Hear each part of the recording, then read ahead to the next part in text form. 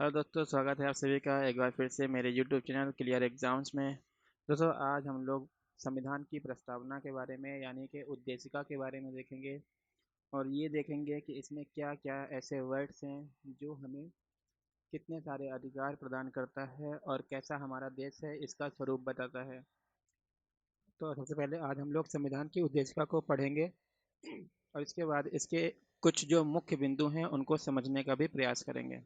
हम भारत के लोग भारत को एक संपूर्ण प्रभुत्व संपन्न समाजवादी पंथ निरपेक्ष लोकतंत्रात्मक गणराज्य बनाने के लिए तथा उसके समस्त नागरिकों को सामाजिक आर्थिक और राजनीतिक न्याय विचार अभिव्यक्ति विश्वास धर्म और उपासना की स्वतंत्रता प्रतिष्ठा और अवसर की समता प्राप्त कराने के लिए तथा उन सब में व्यक्ति की गरिमा और राष्ट्र की एकता और अखंडता सुनिश्चित करने वाली बंधुता बढ़ाने के लिए दृढ़ संकल्प होकर अपनी इस संविधान सभा में आज तारीख 26 नवंबर 1949 ईस्वी मिति मार्गशीर्ष शुक्ल सप्तमी संवत 2006 विक्रमी को एतत् द्वारा इस संविधान को अंगीकृत अधिनियमित और आत्मार्पित करते हैं। तो ये जो है हमारे संविधान की प्रस्तावना है और अब इसमें से हम कुछ मुख्य बिंदु निकालेंगे और उसको समझने का प्रयास करेंगे। सबसे पहले हो जाएगा हमारा जो एक महत्वपूर्ण बिंदु है जो समझना है वो है संपूर्ण प्रभुत्व संपन्न। इसके बाद समाजवादी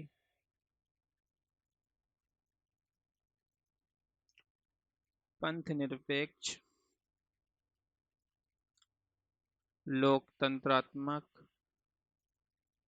गणराज्य, इन सारी चीज़ों को हम लोग देखेंगे। इसके अलावा सामाजिक आर्थिक और राजनीतिक न्याय क्या है, सामाजिक आर्थिक और राजनीतिक न्याय, इन चीज़ों को समझेंगे। इसके साथ ही विचार अभिव्यक्ति विश्वास धर्म और उपासना की स्वतंत्रता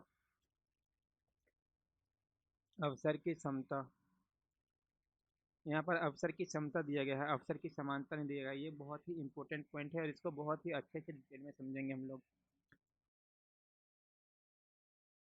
और तथा उन सब में व्यक्ति की गरिमा और राष्ट्र की एकता और अखंडता सुनिश्चित करने के लिए बंधुता बढ़ाने के लिए, कितना प्यारा लिखा हुआ है यार। राष्ट्र की एकता और अखंडता सुनिश्चित करने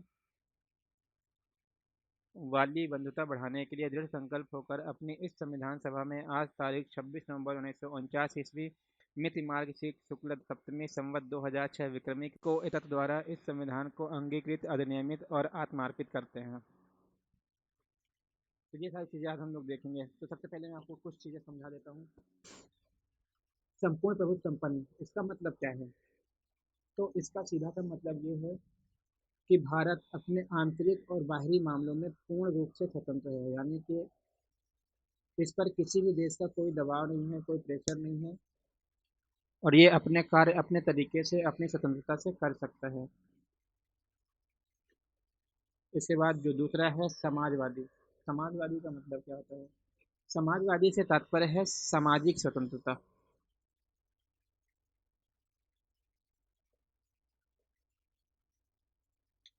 यानी कि समाज में रहने वाले सभी लोगों को बिना भेदभाव के समाज में एक तरह से रहने का अधिकार होगा और सबको बराबर अधिकार प्राप्त होंगे। इसके बाद है पंथ निरपेक्ष। पंथ निरपेक्ष का मतलब क्या है? यानी कि जो हमारा देश है इसका देश का कोई अपना धर्म नहीं होगा, देश का कोई धर्म नहीं होगा, बल्कि इस देश में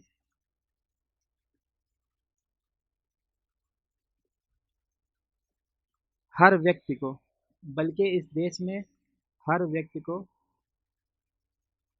अपने धर्म का पालन करने का अधिकार होगा, अपने धर्म का पालन करने का अधिकार होगा। तो ये है पंथ निरपेक्ष। इसके अलावा जो है वो लोकतंत्रात्मक क्या है? लोकतंत्रात्मक यानी कि लोकतांत्रिक, यानी कि लोक यानी होता है जनता, लोक यानी जनता और तंत्र मतलब होता है एक व्यवस्था, यानी कि एक ऐसी व्यवस्था जिसमें जनता अपने प्रतिनिधियों को प्रत्यक्ष रूप से चुनेगी, ये होता है लोकतंत्र। इसके अलावा जो है वो गण राज्य, यानी कि यहाँ पर जो गण राज्य है, इसका मतलब ये होता है कि यहाँ पर कोई भी संवैधानिक पद किसी भी व्यक्ति को सिर्फ उसको इसलिए नहीं दे दिया जाएगा क्योंकि वो एक विशेष बैकग्राउंड से आता है। यानी कि सबके लिए योग्यता तय होगी, अगर आप उस चीज़ के योग्य हो तो आपको वो संवैधानिक पद दे दिया जाएगा। तो इसका मतलब ये है, यानी कि कोई भी पद अनुवांशिक नहीं होगा, उसके लिए एक योग्यता निर्धारित की गई है, अगर आप उस योग्य हैं तो आपको ज़रूर वो पद मिल जाएगा। इसके बाद जो है सामाजिक, आर्थिक और राजनीतिक न्याय, यानी कि जो देश है वो अपने नागरिकों को सामाजिक, आर्थिक और राजनीतिक न्याय प्रदान करेगा, यानी उनको ना तो सामाजिक रूप से कोई भेदभाव करेगा, ना तो आर्थिक रूप से और ना ही राजनीतिक रूप से। इन तीनों ही इन तीनों ही क्षेत्रों में सबको भागीदारी करने का अधिकार होगा। इसके अलावा विचार, अभिव्यक्ति एवं विश्वास, धर्म, ये जो है, तो विचार तो मतलब यही हो गया कि कोई व्यक्ति अपने विचार कहीं भी रख सकता है। अभिव्यक्त मतलब अपने विचारों को सशक्त पूर्वक रखना। विश्वास मतलब अपना जो भी विश्वास है उसके साथ जीना। अगर आप भगवान को मानते हो तो आप भगवान को मानने के साथ जिंदा रह सकते हो। अगर आप भगवान को नहीं मानते तो आप फिर भी यहाँ पर आसानी से रह सकते हो। और धर्म मतलब कि आप किसी धर्म को मानते हो तो वो आपका पर्सनल मैटर है। ये सिर्फ आप निर्धारित करेंगे कि आप कौन सा धर्म मानेंगे या कौन सा धर्म नहीं मानेंगे। इवन आप धर्म को मानना नहीं चाहते तो भी आपके ऊपर कोई बाध्य नहीं है, धर्म को मानना ही पड़ेगा आपको। अवसर की समता, अब यहाँ पे लिखा हुआ है अवसर की समता, इसका मतलब क्या है? तो जो समता है, इसका मतलब ये होता है, देखो समता और समानता में बहुत छोटा सा फर्क होता है। समानता मतलब ये है कि अगर आपके पास 10 रोटी है तो अगर आपको दो लोगों में बांटना है तो पाँच पाँच ही देना पड़ेगा, चाहे वो छोटा हो, मोटा हो, नाटा हो, कैसा भी हो, लेकिन आपको ये नहीं देखना है कौन मोटा है कौन पतला है, सबको बराबर रोटी देना है।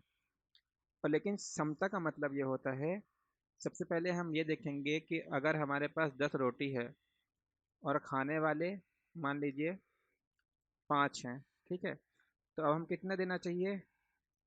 पांचों लोगों को दो दो रोटियां देनी चाहिए, ठीक है।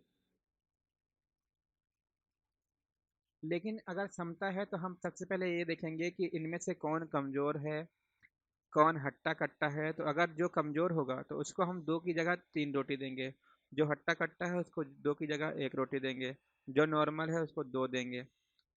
तो ऐसे निर्धारित करता है, ये समता ऐसे कार्य करता है। यानी कि अगर समता है तो मतलब कि सबसे पहले उसका बैकग्राउंड देखा जाएगा, और अगर वो सक्षम है तो उसको नॉर्मली ट्रीट किया जाएगा, अगर सक्षम नहीं है तो उसके साथ स्पेशल ट्रीटमेंट यानी कि उसको विशेष प्रावधानों के साथ उसके साथ व्यवहार किया जाएगा। ये होता है क्षमता का मतलब। आई होप कि आपको समझने में आसानी हुई होगी। अब बात करें राष्ट्र की एकता, यानी कि राष्ट्र की एकता का मतलब है कि सभी धर्म के लोग आपस में एकता के साथ रहेंगे। ये है राष्ट्र की एकता का मतलब। अखंडता का मतलब ये है कि भारत को किसी भी स्थिति में विभाजित नहीं किया जा सकता। भारत को किसी भी परिस्थिति में विभाजित नहीं किया जा सकता। विभाजित नहीं किया जा सकता, ये है अखंडता का मतलब। तो ये सब जो है हमारे संविधान की प्रस्तावना है, और सारा प्रस्तावना जो है वो संविधान को परिभाषित करता है कि हमारे संविधान का स्वरूप कैसा होगा। तो संविधान की प्रस्तावना पढ़ के हमें एक अनुमान लग जाता है कि हमारा संविधान कैसा है और ये कैसी बातें करता है और कैसे प्रावधान इसके अंदर दिए गए हैं और इसका नेचर और स्वरूप कैसा है।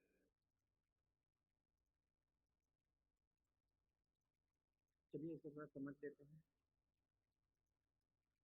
तो चलिए इसको थोड़ा समझ लेते हैं। सबसे पहले हमने देखा कि प्रभुत्व संपन्न, इसका मतलब क्या होता है? इसका मतलब होता है पूर्ण रूप से स्वतंत्र, यानी कि किसी भी बाहरी देश का हमारे देश में प्रभुत्व यानी शासन नहीं होगा। इसके अलावा समाजवादी, समाजवादी का मतलब है सामाजिक स्वतंत्रता बिना किसी भेदभाव के प्रत्येक नागरिक को प्राप्त होगी। पंथनिरपेक्ष, जैसा कि मैंने आप लोगों को बताया कि धार्मिक स्वतंत्रता होगी और देश का कोई भी विशेष धर्म नहीं होगा। राज्य यानी देश। लोकतांत्रिक, देश में जनता का शासन, यानी कि लोगों द्वारा देश चलाया जाएगा। अप्रत्यक्ष रूप से, ठीक है। यानी प्रत्यक्ष रूप से तो नेता कहलाएंगे, लेकिन अप्रत्यक्ष रूप से उन नेताओं को कौन चुनेगा? देश का नागरिक। गणतंत्र यानी कि रिपब्लिक। भारत एक गणतंत्र होगा तथा कोई भी पद अनुवांशिक नहीं होगा, यानी कि अगर कोई भी आपको संवैधानिक पद चाहिए तो आपको उसके लिए एक योग्यता चाहिए होगी। इसके बाद है न्याय, जस्टिस। तो जो न्याय शब्द है ये सबसे पहले रूस की क्रांति में यूज किया गया था, और तब से लेकर न्याय बहुत ज़्यादा पॉपुलर हुआ है। तो न्याय हमें किस किस चीज़ की न्याय दिलाने की बात करता है संविधान? सबसे पहले सामाजिक न्याय, राजनैतिक न्याय एवं आर्थिक न्याय। सामाजिक न्याय से मतलब कि समाज में प्रत्येक व्यक्ति को स्वतंत्रता पूर्वक रहने का अधिकार है। कोई भी व्यक्ति राजनीति में हिस्सा ले सकता है तथा प्रत्येक व्यक्ति को आर्थिक स्वतंत्रता होगी। आर्थिक न्याय का मतलब ये है कि आपकी संपत्ति अगर कुछ है तो वो आपकी रहेगी, उसको आपसे बिना पूछे सरकार भी उसे अधिग्रहण नहीं कर सकती। इसके बाद आता है स्वतंत्रता। स्वतंत्रता की अगर बात करें तो स्वतंत्रता नागरिकों को स्वतंत्रता प्रदान करता है, घूमने की, बोलने की, बचने की, यानी कि वाक एवं अभिव्यक्ति की स्वतंत्रता प्रदान करता है। कोई भी रोजगार करना हो, कहीं भी जाना हो, कहीं भी घूमना हो, ये सारे अधिकार भारत में नागरिकों को प्राप्त हैं। इसके बाद है समानता यानी कि इक्वालिटी। समानता क्या होगी? विधि के समक्ष समानता, लोक नियोजन में अवसर में समानता, धर्म, जाति, लिंग, मूल, वंश के आधार पर किसी व्यक्ति से कोई भी भेदभाव नहीं किया जाएगा। इसके बाद है बंधुता यानी कि भाईचारे की भावना। इसके बाद है अखंडता। अखंडता का मतलब है भारत एक अखंड देश है, यानी कि इसको खंडित नहीं किया जा सकता। यानी कि ना तो इस देश का यानी कि भारत का विभाजन किया जा सकता है और ना ही दूसरे देश में शामिल किया जा सकता है। ये अपने राजनीतिक और आर्थिक मामलों में पूर्ण रूप से स्वतंत्र है। यहाँ पे एक नोट है, वो ये है कि समाजवादी, पंथ निरपेक्ष एवं अखंडता, ये जो शब्द हैं इनको 42वें संविधान संशोधन द्वारा प्रस्तावना में शामिल किया गया है, यानी कि पहले ये संविधान में नहीं थे, इनको बाद में जोड़ा गया है। तो आज की क्लास में बस इतना ही। अगली क्लास में हम देखेंगे कि हमारे संविधान की क्या क्या स्पेशल उसके विशेषताएं हैं, वो सारी चीज़ें हम देखेंगे। तब तक आप लोग पढ़ाई करते रहिए और लेक्चर्स को देखते रहिए, एक बार दो बार, अगर एक बार में समझ में नहीं आता तो दूसरी बार देखिए, आपको ज़रूर समझ में आ जाएगा। तो मिलते हैं अपनी अगली वीडियो में, तब तक के लिए गुड बाय।